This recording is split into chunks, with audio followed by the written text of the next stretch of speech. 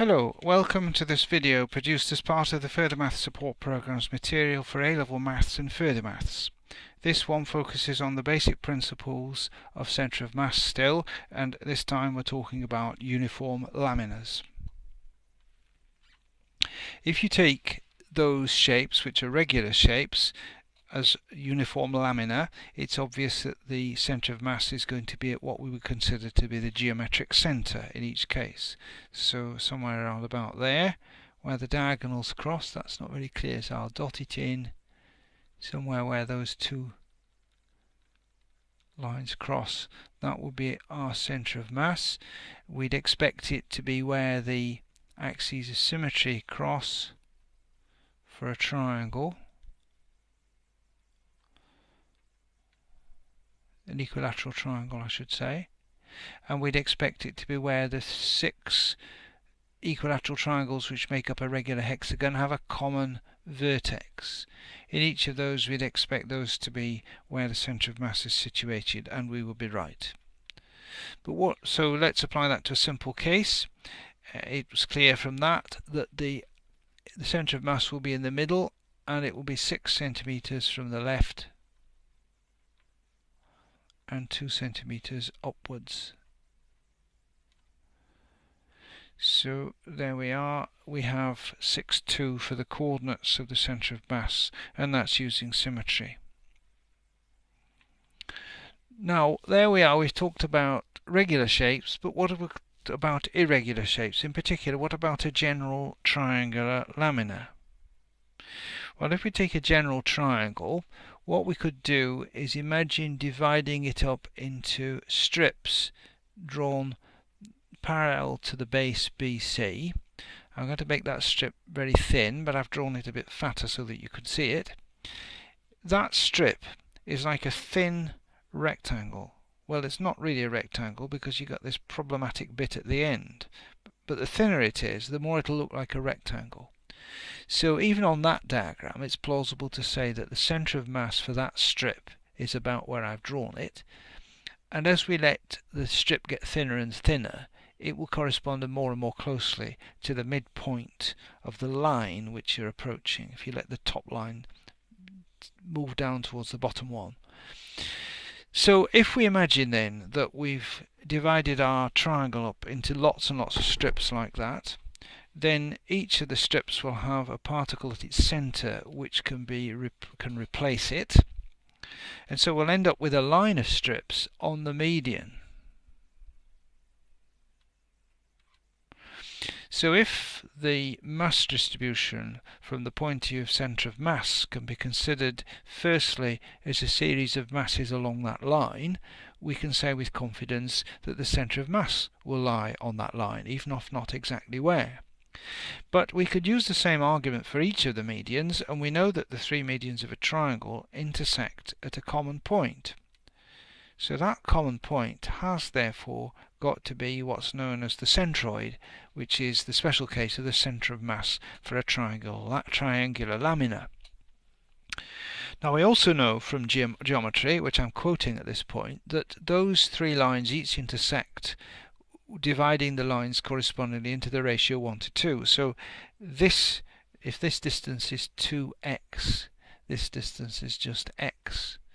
Well, it won't all be x's, that'll be a y and a 2y and a z and a 2z. But we have this 2 to 1 property for division. So if we consider an altitude,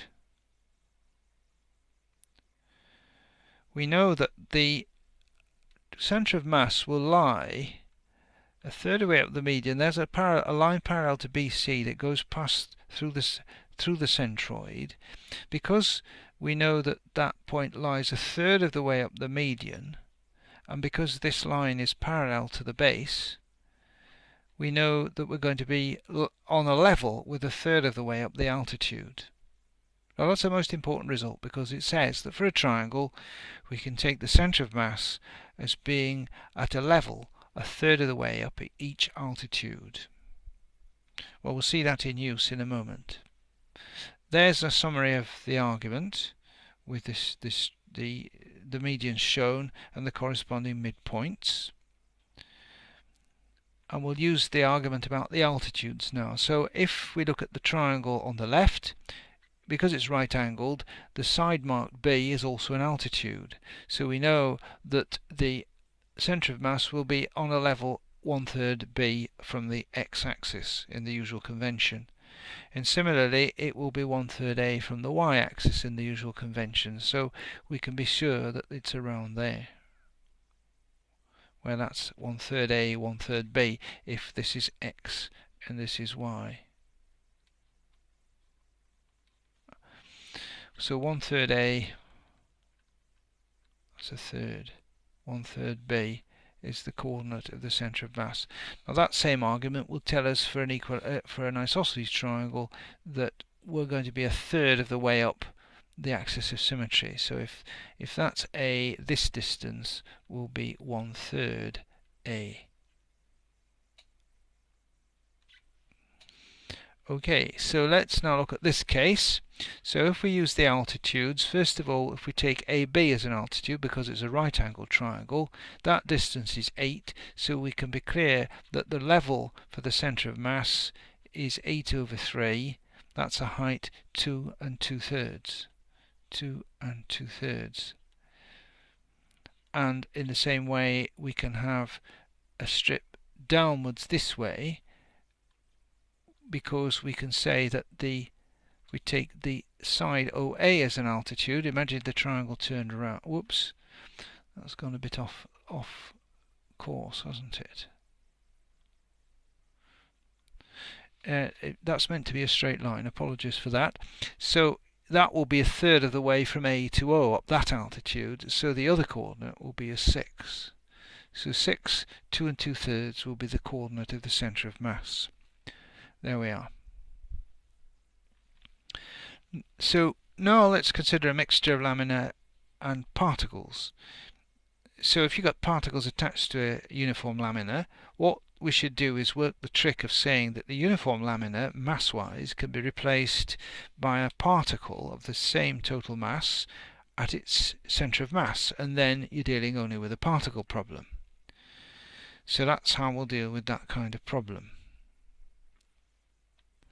So here's a first case. We've got a display board which is a uniform lamina, and it's got a mass of 8 kilograms, and its centre of mass will be at the geometric centre. Well, we're given the coordinates to cut a long story short.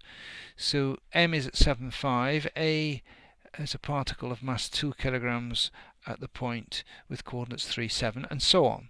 So our first thing to do will be to put that information on the diagram, and then you do it in the usual tabular way. So what we've done is reduced the lamina to a single particle mass and then proceeded as before. So there's our table with all the information. So the usual thing is to put on the masses, the 8, the C is 1.5, B is 1, and A is 2. So M is 7,5, A is 3,7, and B is 10,2, and C is 1,5. So we do the usual calculations.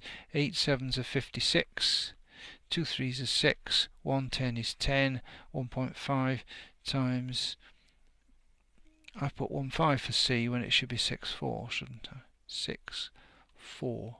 Sorry about that. 6.4.